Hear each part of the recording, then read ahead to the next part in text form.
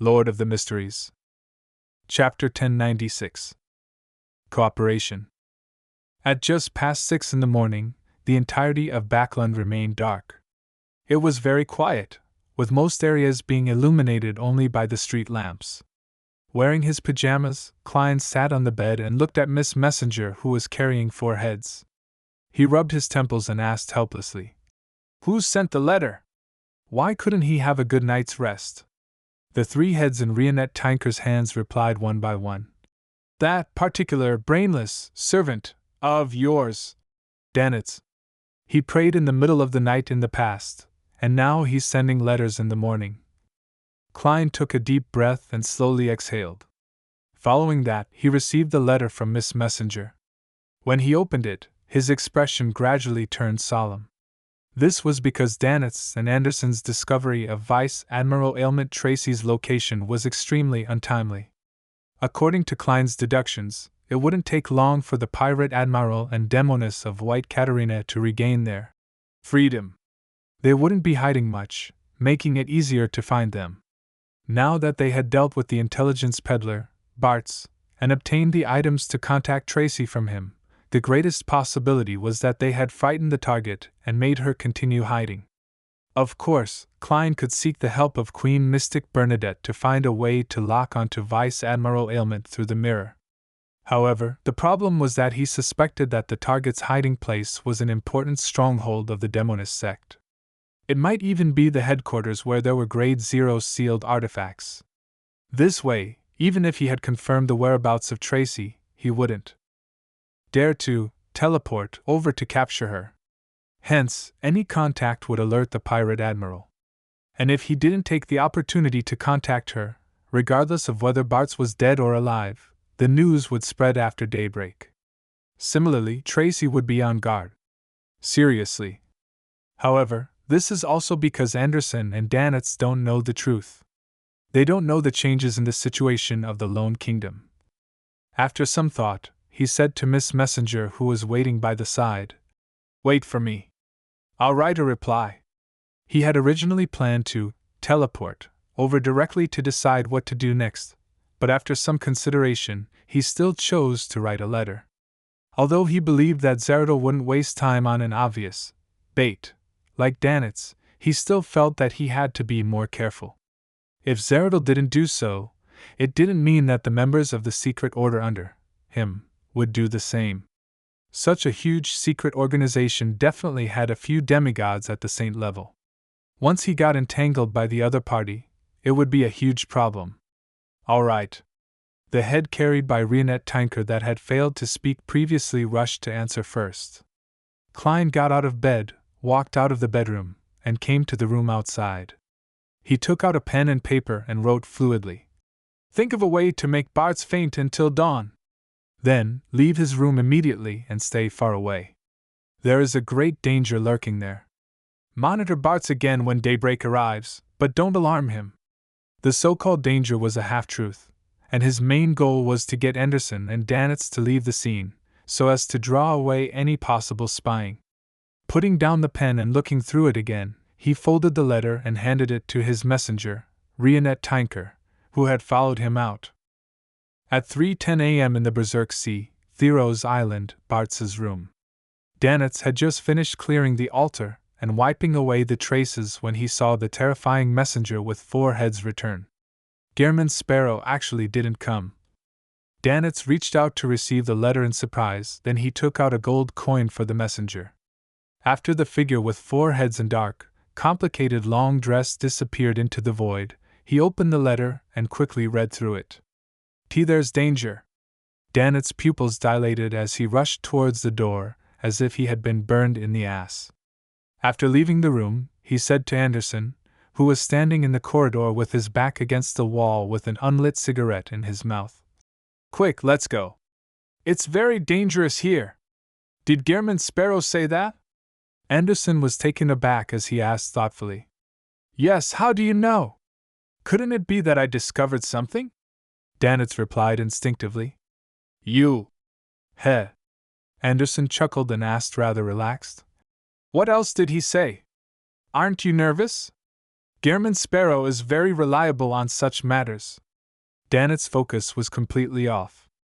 Anderson fell silent for a moment before saying, "His messenger is more reliable. At least, within the few minutes of his messenger's return trip, there won't be any danger here. If there really was any danger lurking here, they would silently shrink back when they saw the messenger." Danitz originally wanted to reply that it may seem so in terms of her image, but for some reason, he instinctively gave up on that sentence. He switched to saying, "Gehrman Sparrow also said to let Bartz pass out until dawn so that we can monitor him again when the sun rises without exposing ourselves." Anderson frowned. "What does he want to do? There won't be any latent dangers anymore once the sun rises?" Without waiting for Danitz to respond, the strongest hunter of the fog sea turned around and entered the room. He took out a small metal bottle he carried with him and pulled out the stopper. He placed it at the tip of Bartz's nose and moved it back and forth. "It's done. Let's go." Anderson didn't hide his curiosity as he surveyed the area before leading Danitz out of Bartz's room and walked far into the distance. Backlund, Empress Borough, inside the Hall family's luxurious mansion. At 7:25 a.m., Audrey suddenly woke up from her dream. She dreamed of the boundless gray fog and dreamed of the world Gehrman Sparrow asking her to help hypnotize someone, making the target forget everything that had happened in the past 6 hours, as well as all the people who asked about a particular secret island. This is something that can be used as contributions needed for the manipulator potion formula and beyonder characteristic. Also, Mr. World said that he would donate £7,000 for the war efforts. Audrey got off the bed very lightly and put a teal cloak over her white nightgown. Following that, she followed Gehrman Sparrow's instructions and set up a ritual, praying for Mr. Fool's bestowment. The illusory door quickly took shape and opened, sending 3 items flying out and landing on the altar. One of them was a thin human-skinned glove, the other was the instruction manual on a piece of paper, and the other was a neat stack of cash that wasn't tied up. "This is creeping hunger?" Audrey scrutinized the altar and thanked Mr. Fool. Then, she put on the glove and, according to the instruction manual, activated the spirit of the traveler. When the glove turned transparent, the 12 sacred angels with fiery wings suddenly appeared in front of her. "This is the angel's embrace that Mr. World has requested? Its effect is to interfere with divination and prophecy powers at the scene, so as to ensure that my identity won't be exposed." Audrey's eyes darted around as she changed the lie accessory which she had already prepared into a silver mask, and she wore it on her face. Following that, she followed the coordinates given by the world Gehrman Sparrow and began the teleportation step. During this process, the strange scenery of the spirit world and all kinds of strange creatures left a deep impression on her. However, before she could carefully observe them, she arrived at her destination. She saw that the colors were saturated, and the stack scenes rapidly faded away, becoming normal. It was still late at night outside. "It feels like I've recovered my feelings and mood from when I first entered the mysterious world." Audrey analyzed her mental state and focused her attention on the target lying on the floor in the room she was in. It was an unconscious man. The door to his body of heart and mind was rather weak, meaning that he was someone who could easily be charmed, even if it didn't involve beyonder powers. Hypnotizing such a target wasn't difficult for Audrey. However, in order to digest the potion, she decided to use dreams to help with the hypnosis. The unconscious Bartz had a dream. He dreamed of a blurry female figure. In his dream, he believed that she was the most beautiful woman in the world, a perfect state that Vice Admiral Ailment Tracy could achieve. Bartz wildly chased her as he ran back and forth in the wilderness, hills, and mountains. However, he couldn't catch up to her, as though he had left behind something very important. After an unknown period of time, he woke up from exhaustion and slowly recalled what had happened last night. He was in a bad mood because of him losing money. He had fallen drunk after drinking only half a bottle of Lanti-Proof.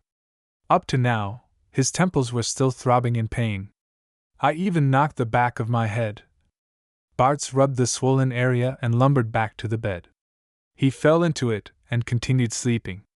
And for Audrey, who had completed a milder form of hypnosis with the Dreamwalker's powers, she had long followed the World Garment Sparrow's instructions and restored the scene completely, leaving nothing suspicious behind. This was the ability of a senior spectator. Then she teleported back to Backlund and sacrificed creeping hunger to Mr. Fool. The entire process didn't cause much of a stir. The Church of Evernight Beyonders in charge of protecting the Hall family were completely unaware. After dealing with all kinds of traces, Audrey pulled a bell and let the maidservants waiting outside enter. Her personal maidservant, Annie, gestured for the other maidservants to get busy as she said to Audrey, "Miss, there's a piece of news from the Bursary Foundation." "What news?" Audrey interpreted the shock, confusion, disbelief, joy, and curiosity in Annie's tone. Annie replied quickly, "That Miss Eudora, who needed to have her leg amputated, has completely recovered. It's as though she was never injured. This is a medical miracle." Audrey was similarly stunned. She had some guesses, but she didn't dare to confirm them. She lacked sufficient clues and evidence. Also, all the patients with serious medical conditions have fully recovered. At this point, Annie couldn't control herself. She lowered her voice and said, "I heard that there was a ghost wandering around. Half of its face had mushrooms growing all over, and the other half was covered in weeds. It ate illnesses, trauma, and grief. I don't know if it's true, but it's scary." "Mushroom. Weeds?" Audrey repeated the two words, momentarily at a loss.